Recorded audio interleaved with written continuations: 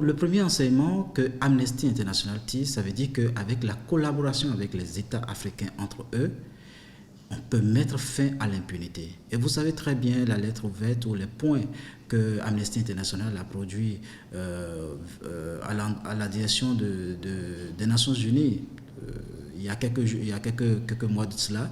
L'impunité fait partie de la chose. Et ce qui fait que nous avons des questions, nous avons à régler les questions de droits humains en Afrique en général, c'est parce qu'il y a l'impunité. Vous avez donc toute la question sur le statut de Rome par rapport à la Cour pénale internationale. Vous avez le protocole de Malabo qui a été retouché, l'amendement de Kampala.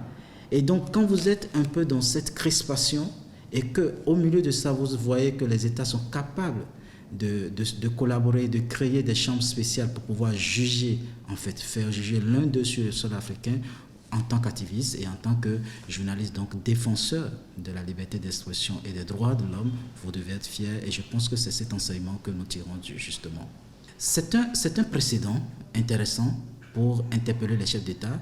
Amnesty International, dans un communiqué en date de 30 mai, a félicité la chose, mais en même temps déploré que le Tchad n'ait pas collaboré vraiment dans le cadre des enquêtes qui ont abouti à ce verdict. C'est un signal très fort pour tous ces pays-là, et pour notre pays aussi, que désormais la chose est possible. Et nous encourageons, en partant de ça, nous encourageons vivement les réformes politiques qui sont en cours, de sorte à ce que les dirigeants qui sont convaincus de malversation, les dirigeants qui sont convaincus de quelque faute, délit que ce soit, soient traduits devant les juridictions et qu'un procès équitable leur soit